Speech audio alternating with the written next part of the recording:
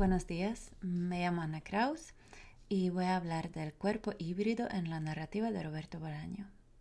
Muchas gracias por haber aceptado mi presentación, por cierto, aunque sea virtual y no esté de acuerdo con el concepto del encuentro. Bueno, empecemos. En la crítica específica de Roberto Bolaño predomina la convicción de que los cuerpos, así como las identidades, se presentan como vagos y sin atributos decisivos. Es una cita de Chiara Bolognese.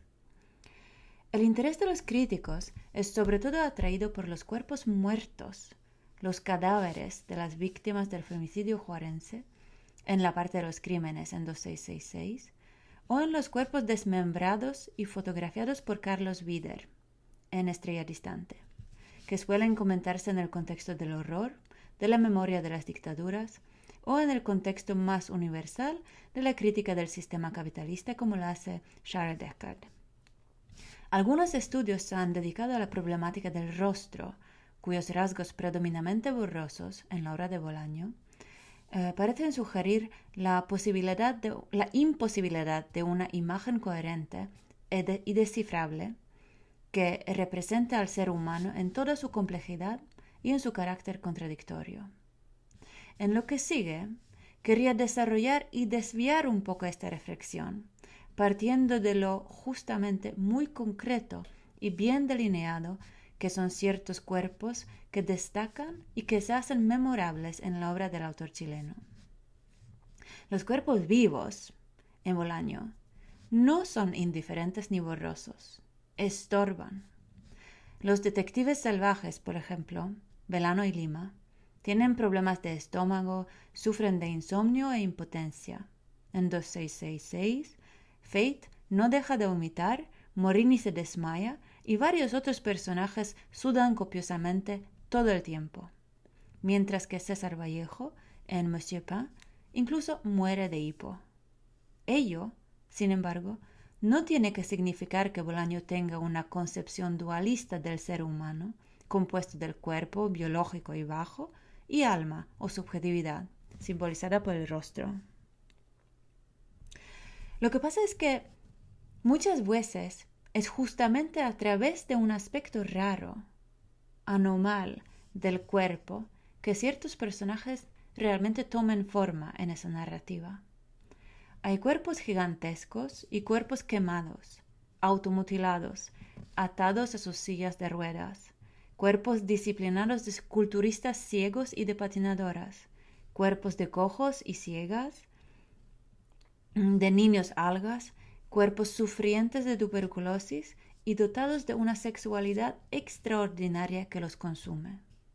Varios de ellos realmente transgreden los contornos de la normalidad, del grado cero de desviación o monstruosidad, como diría Canguilhem.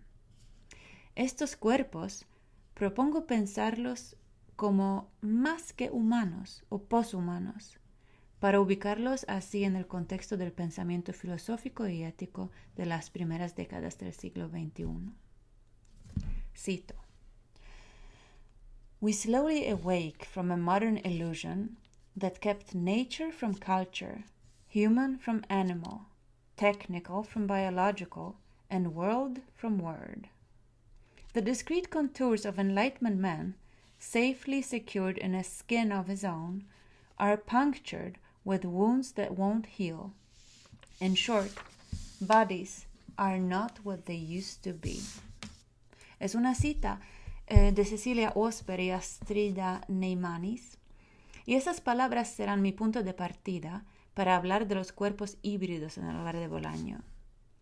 Para hacerlo de manera más clara posible, voy a concentrarme en un solo ejemplo, el cual, sin embargo, es el más llamativo y el más directamente vinculado con el ejercicio de la literatura. Se trata del niño Hans Reiter, de la parte de Arcimboldi, que es la quinta sección de 2666, y quien luego deviene Benno von Arcimboldi, el gran escritor alemán, notoriamente ausente e inubicable, a quien 4 críticos literarios europeos buscan en la parte de los críticos, al principio del libro. El párrafo que lo introduce es el siguiente. en 1920 nació Hans Reiter.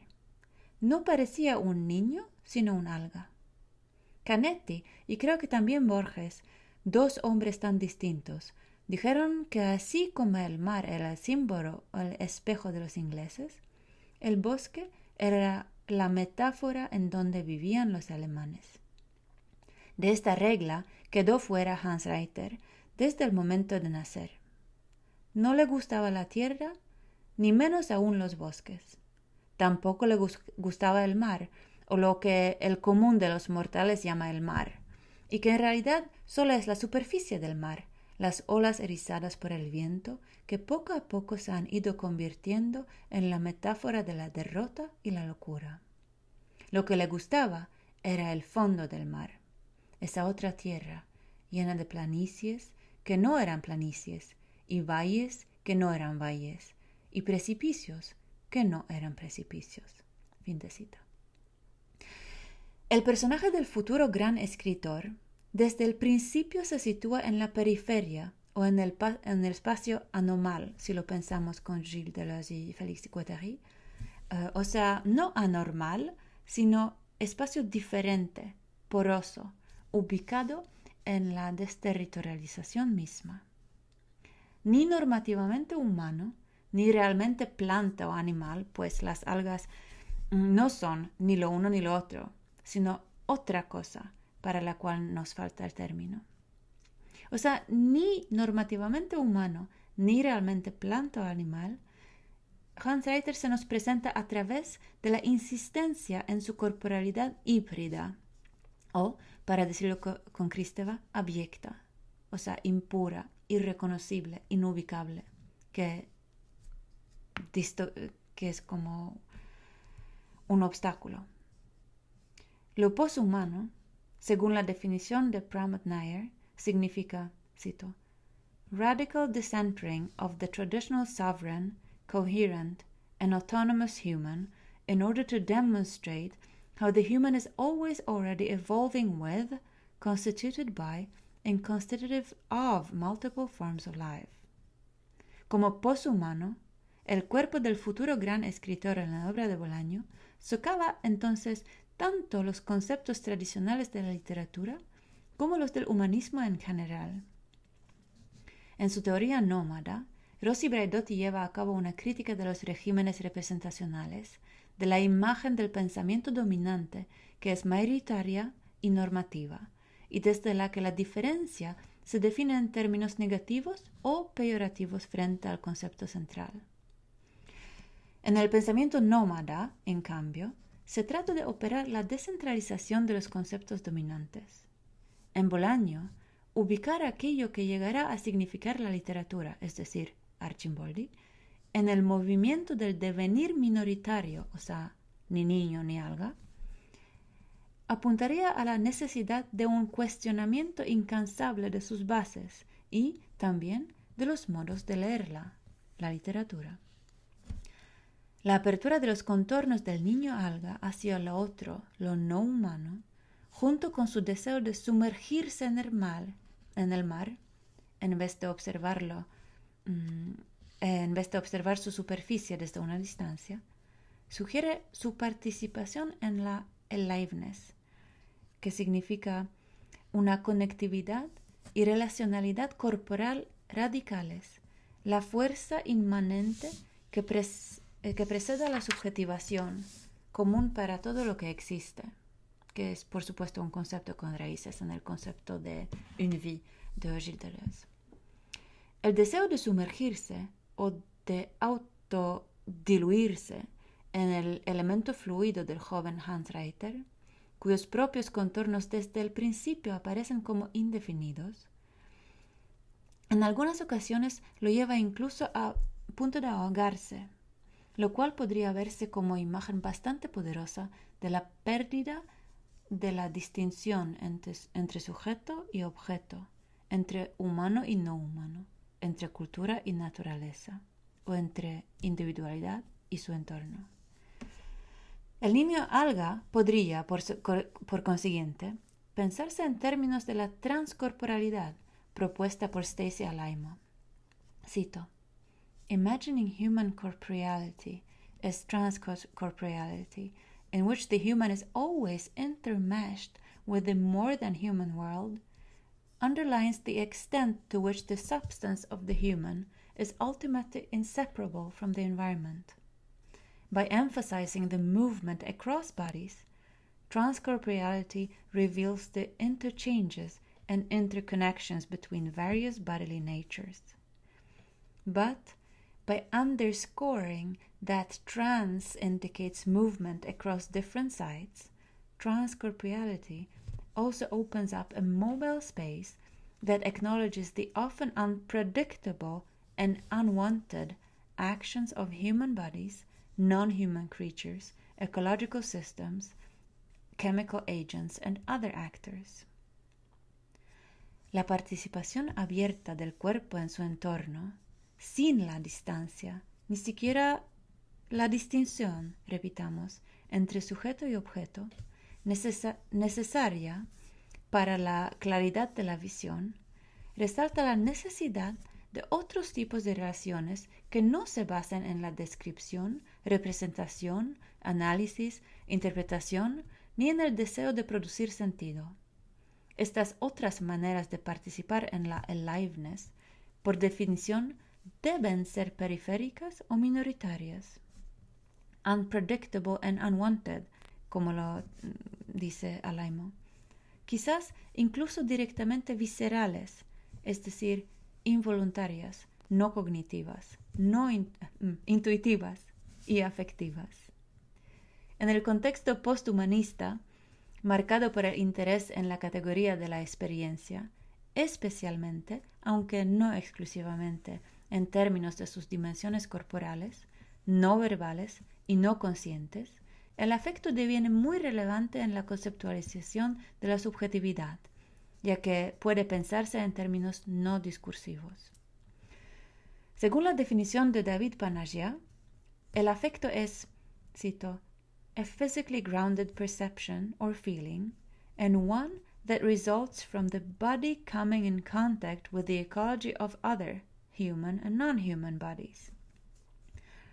Contrariamente a la emoción, que significa un contenido subjetivo convencionalmente expresable en términos de función y sentido, el afecto es una intensidad no cualificada y no mediada, un flujo impersonal anterior al contenido subjetivo, algo que el cuerpo capta o percibe en contacto con su entorno, algo con lo que el cuerpo, podemos decir, se empapa en contacto directo. El entorno natural del joven Arcimboldi, o sea, del niño alga, es la otra tierra del fondo del mar. Y lo que el niño alga llega a conocer afectivamente a través de ella, de aquello se empapa, puede pensarse como la descentralización posthumanista y nómada por excelencia. Esta, cito, otra tierra llena de planicies que no eran planicies y valles que no eran valles y precipicios que no eran precipicios, es imaginada desde la tierra firme. Es otra versión de esa última, una imagen muy semejante que, al ser construida en el lenguaje, se agarra al imaginario convencional para dejarse ubicar en relación a la identidad, al concepto central. Pero al subvertir el punto de referencia único, al abrir el antropocentrismo a la fuerza de la diferencia, a la otredad, ante los ojos del niño alga, maravillosamente híbrido, el fondo del mar revela su esencia no incluida en aquella imagen primaria o dominante. En otras palabras, el mundo acuático, para devenir el espacio de producción, en vez de permanecer como objeto de percepción, investigación y representación conceptual, necesita aquel ser híbrido y nómada. Lo que el niño Reiter aprende entonces al sumergirse en este paisaje sería la fluidez de la que habla Lucy Irigaray. Esta fluidez se ve reflejada en el texto mismo, en el pasaje que introduce al niño alga, donde las palabras oscilan entre su significado y su ser palabras. Cito, por ejemplo, el bosque era la metáfora en donde vivían los alemanes. las olas erizadas por el viento que poco a poco se han ido convirtiendo en la metáfora de la derrota y la locura. Las olas son divisibles, pero de hecho no existen como entidades dadas a priori, sino que emergen del flujo de las corrientes del agua y viento, en el proceso de diferenciación interminable. En este proceso, lo material está inseparablemente enredado con lo semántico.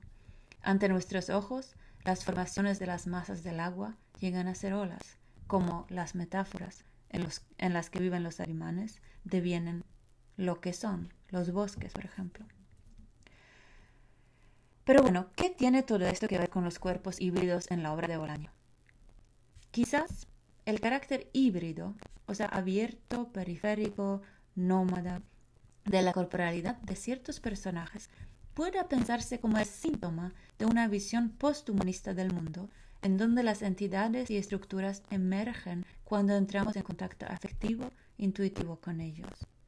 Y tal vez sea justamente por el carácter híbrido, posthumano, del mismo Artimboldi, que los académicos europeos no lo lleguen a encontrar nunca. Sus imaginarios dominantes no encajan con fenómenos nómadas de los que el personaje alga gigante es el síntoma. Gracias.